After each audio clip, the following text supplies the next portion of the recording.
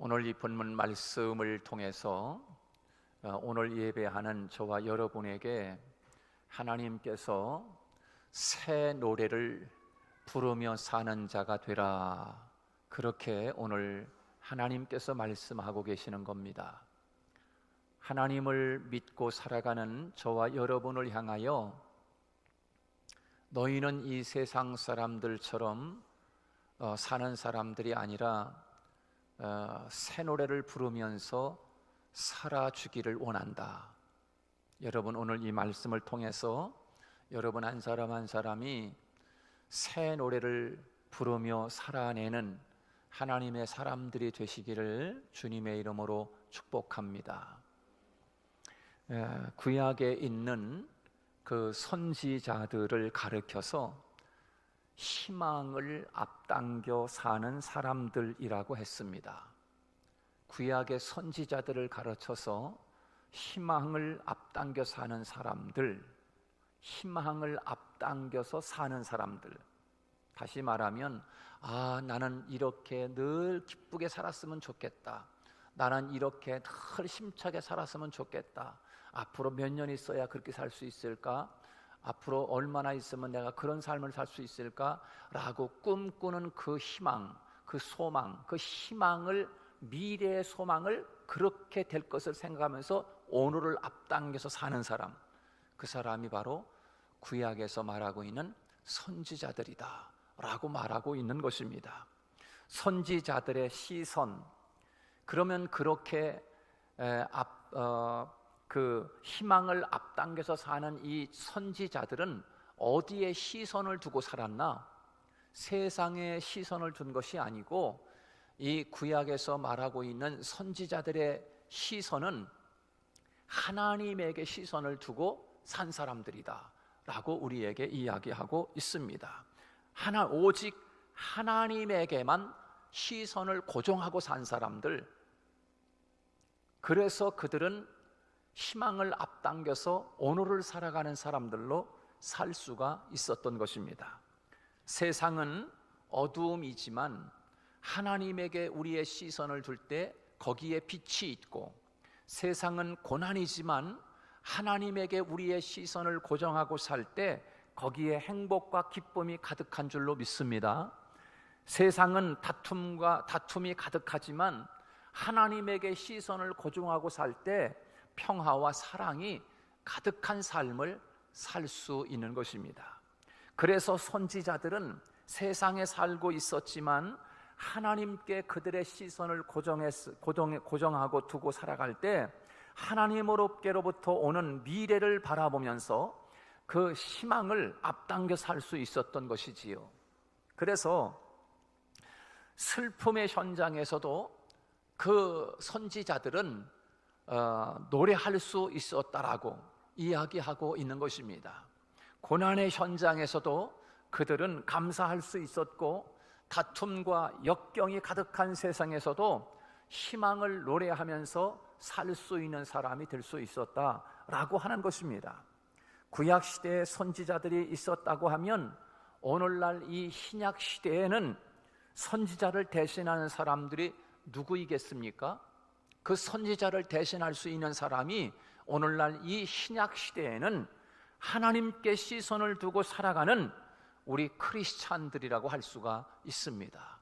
우리 크리스찬들이 하나님에게 시선을 고정하고 살아갈 때 그 옛날 구약 시대의 선지자들이 하나님에게 시선을 두고 살아갈 때 희망을 앞당겨서 오늘을 산 것처럼, 오늘 우리가 하나님에게 시선을 고정하며 살 때 우리가 이 고난과 고통과 역경과 다툼이 많은 이 세상 속에서 우리도 그 하나님에게 시선을 두고 살아갈 때 오늘날 이 시대에 선지자의 삶을 살아낼 수가 있다라고 하는 것입니다. 오늘 저와 여러분들이 이 시대에 하나님이 부르신 의의 제사장이고 말씀을 맡은 선지자들 아닙니까? 우리들의 시선이 하나님께 고정되어 있기만 하면 우리는 그 고난의 현장에서 기쁨을 노래할 수 있고, 슬픔의 현장에서 찬송을 부를 수 있고, 다툼과 역경이 많은 그런 현장 속에서 희망을 가진 사람으로 살아갈 수 있다. 그러나 오늘날 많은 크리스찬들이 그 우리의 시선을 하나님께 두고 있지 못하기 때문에 보이는 세상 문제로 절망하게 되고, 우리의 시선을 하나님께 고정두지 않았기 때문에 눈에 보이는 슬픔으로 낙심하게 되고, 우리의 시선을 하나님에게 고정되어 있지 않기 때문에 많은 문제에 넘어지고 쓰러지는 것 아니겠습니까? 오늘 저와 여러분들은 이 구약 시대의 선지자들처럼 우리의 시선을 하나님께 두고 살아감으로 인해서 우리 눈앞에 어떠한 일들이 펼쳐지든 그것 때문에 절망하거나 그것 때문에 낙심하고 그것 때문에 슬퍼하지 않고, 오히려 그것을 뛰어넘어서서 하나님이 이루실 미래를 바라보면서 그 이루실 미래를 오늘로 앞당겨서 살아내므로 노래를 부르는 이 시대의 참 선지자 같은 크리스찬이 되기를 주님의 이름으로 축복합니다. 그래서 하나님을 바라봤던 이사야 선지자는 이스라엘 백성들이 그들의 역사 가운데서 가장 고통스럽다고 생각되었던 이 바벨론 포로기에 오히려 희망을 노래하고, 그리고 내일을 노래하고 새 노래를 부르자고 백성들에게 이사야 선지자는 지금 선포하고 있는 것입니다. 여러분, 오늘 본문 10절 말씀을 보십시오. 10절 말씀에 이사야가 백성들에게 고난과 역경 속에 있는 그 포로 가운데 있는 이스라엘 백성들에게 무엇을 선포하고 있습니까? 10절 우리 다 같이 한번 읽습니다. 시작. 항해하는 자들과 바다 가운데 만물과 섬들과 거기에 사는 사람들아, 여호와께 새 노래로 노래하며 땅 끝에서부터 찬송하라. 새 노래를 부르자 라고 이사야 선지자는 포로 가운데 있는 이스라엘 백성들에게 지금 선포하고 있는 것입니다. 오늘 이 본문의 말씀은 이스라엘 남유다 백성들이 바벨론에 다 포로로 끌려가서 그 포로 가운데 있는 백성들에게 지금 오늘 본문 말씀을 외치고 있는 거예요. 여러분, 같이 새 노래를 부르자, 새 노래를 부르게 할 것이다 라고 선지자가 백성들에게 지금 외치고 있는 것입니다. 여기 10절 말씀에 보면요, 그 항해하는 자들이라고 나오잖아요, 그죠? 항해하는 자들, 바다에서 길을 잃어버린 사람들을 의미합니다.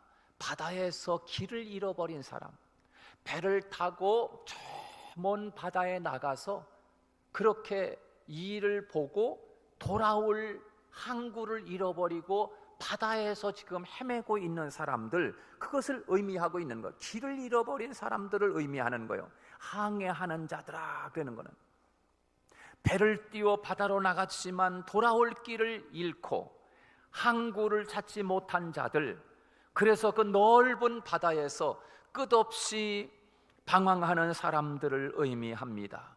오늘 이 시대에 세상이라고 하는 이 바다, 세상이라고 하는 이 바다에서 방황하는 인생들이 얼마나 많이 있습니까? 여러분, 또 오늘 본문 말씀에 보면 바다 가운데 만물과 섬들아 그랬습니다. 바다 가운데 만물과 섬들아, 이 바다 가운데 외로이 떠 있는 섬 하나, 바다의 망망대해 외롭게 떠 있는 섬. 여러분, 그 섬은 얼마나 외로운 존재고 얼마나 고독한 존재입니까? 이것이 상징하는 바가 무엇입니까? 바로 이 땅의 홀로 외로움과 고독 가운데서 자신을 포기한 자들을 의미하는 것이 아니겠어요?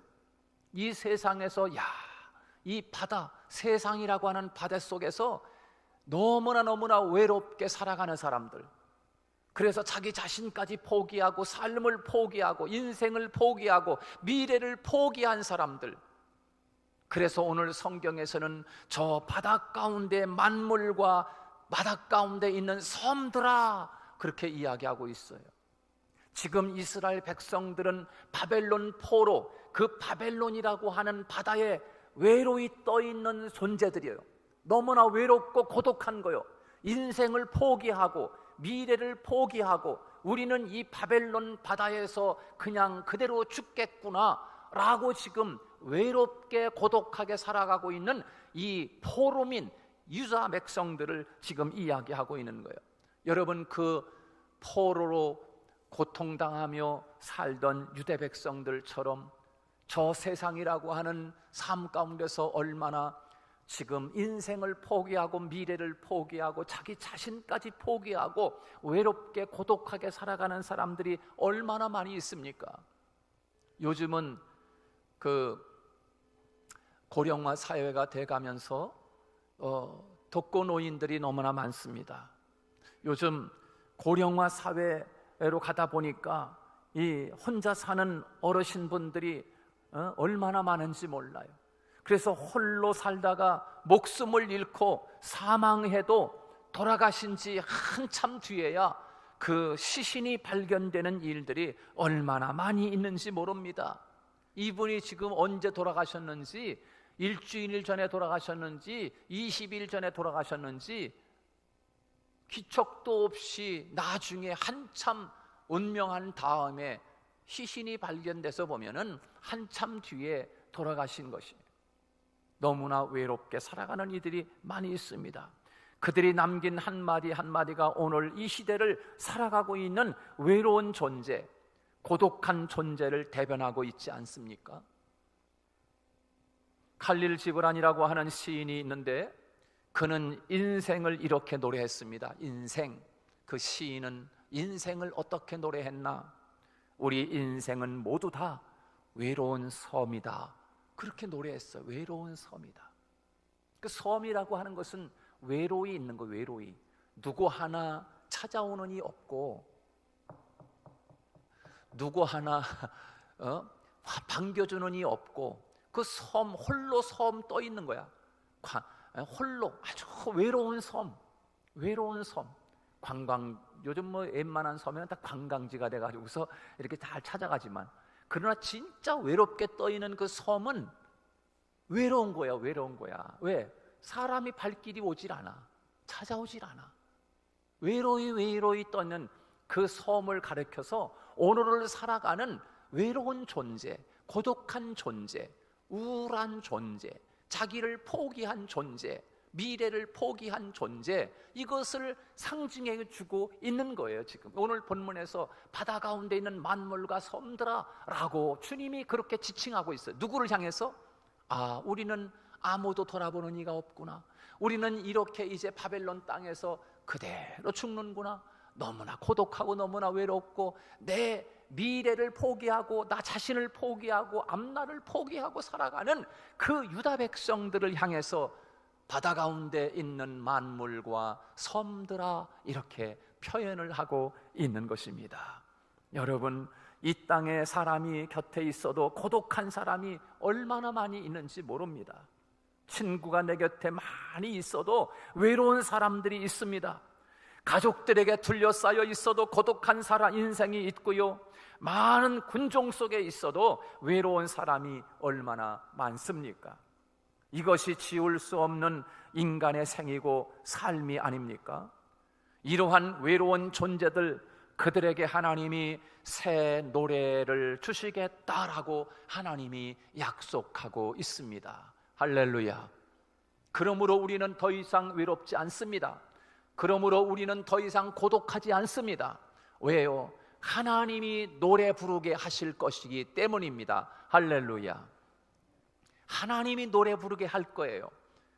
우리는 외롭게 떠있는 섬과 같은 인생, 참으로 외로운 인생, 고독한 인생, 그 누구도 우리를 도와줄 수 없는 나 자신을 포기하고 미래를 포기하고 내 삶을 포기하고 모든 것을 다 희망을 잃어버린 사람들에게 하나님이 아니야, 너희들 외롭지 않아, 너희들 고독하지 않아, 너희들 이제 노래 부르게 할게, 이제 희망찬 노래를 부르게 할게 라고 선지자 이사야를 통하여 그렇게 외롭게 떠있는 섬과 같은 유다 백성들, 바벨론의 포로로 끌려가 있는 백성들을 향해서 하나님이 오늘 내가 너희들 외롭지 않게 할 거다, 너희들 입에서 다시금 노래 부르게 할 거야 라고 하나님이 우리에게 말씀하고 있는 것입니다.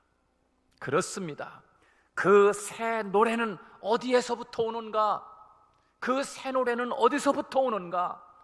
오직 우리의 시선을 하나님에게 두고 살아갈 때 새 노래는 세상으로부터 주어지는 새 노래가 아니라 새 노래는 저 위 하나님으로부터 나에게 임하는 노래인 줄로 믿습니다.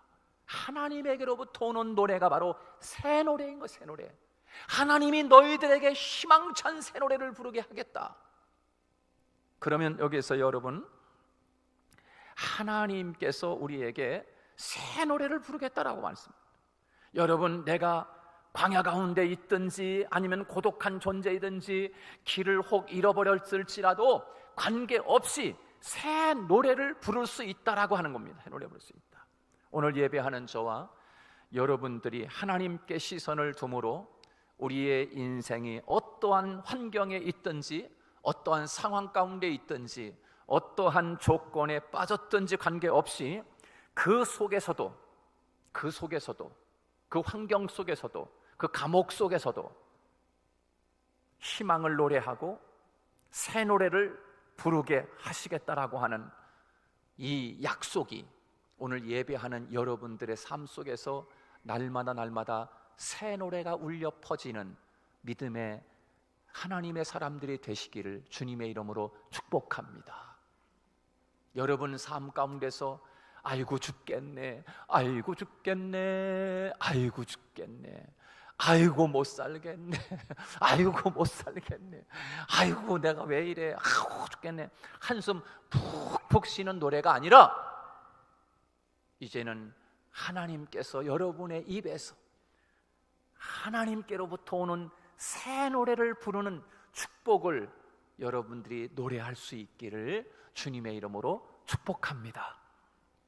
그러면 하나님이 우리에게 부르게 하시는 새 노래는 어떤 노래를 의미하는가? 어떤 노래를 의미하고 있는가?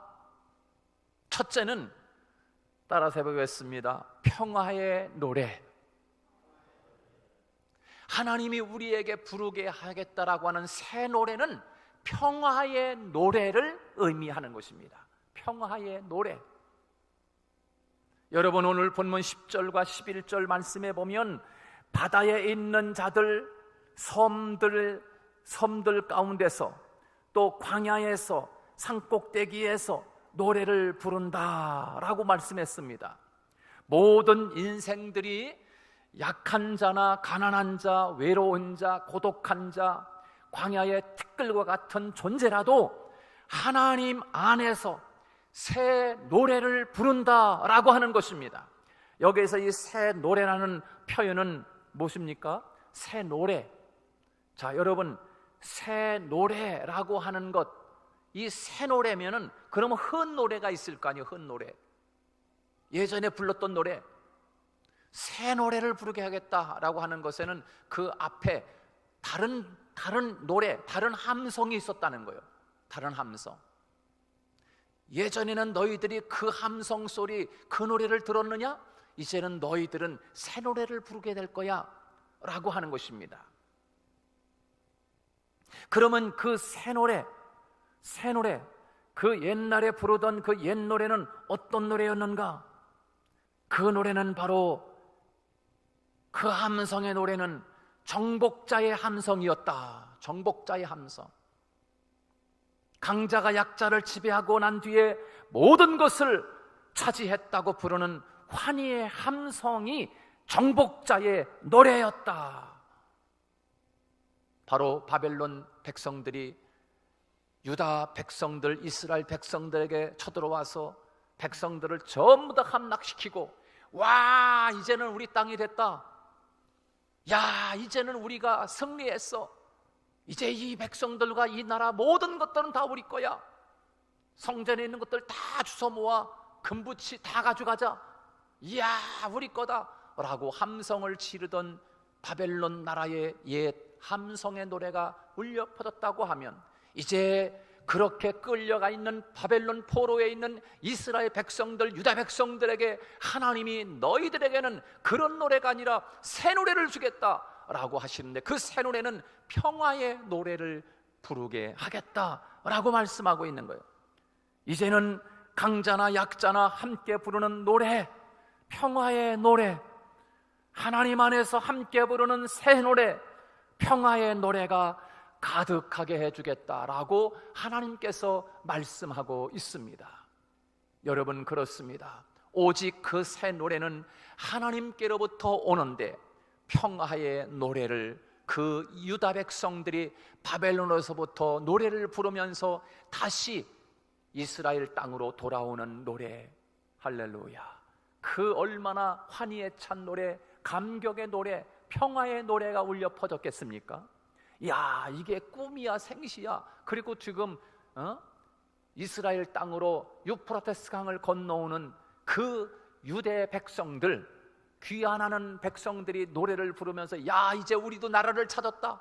야, 이제 우리가 하나님의 성전, 하나님이 계시는 그 성전으로 우리가 다시 가는구나, 할렐루야 하면서 그들이 얼마나 희망찬 평화의 노래를 그들이 불렀을까요? 두 번째로 새 노래는 바로 오늘 본문에서 우리에게 말씀하고 있는 이 새 노래, 바로 유다 백성들에게 말씀하고 있는 새 노래는 승리의 노래를 의미하고 있는 것입니다. 첫째는 평화의 노래, 두 번째는 이제는 승리의 노래.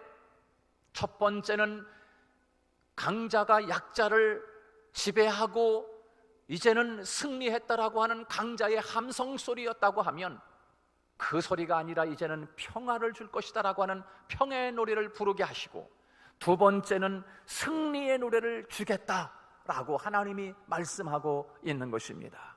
오늘 13절 말씀인데요, 우리 다 같이 한번 13절 말씀을 같이 한번 읽습니다. 시작.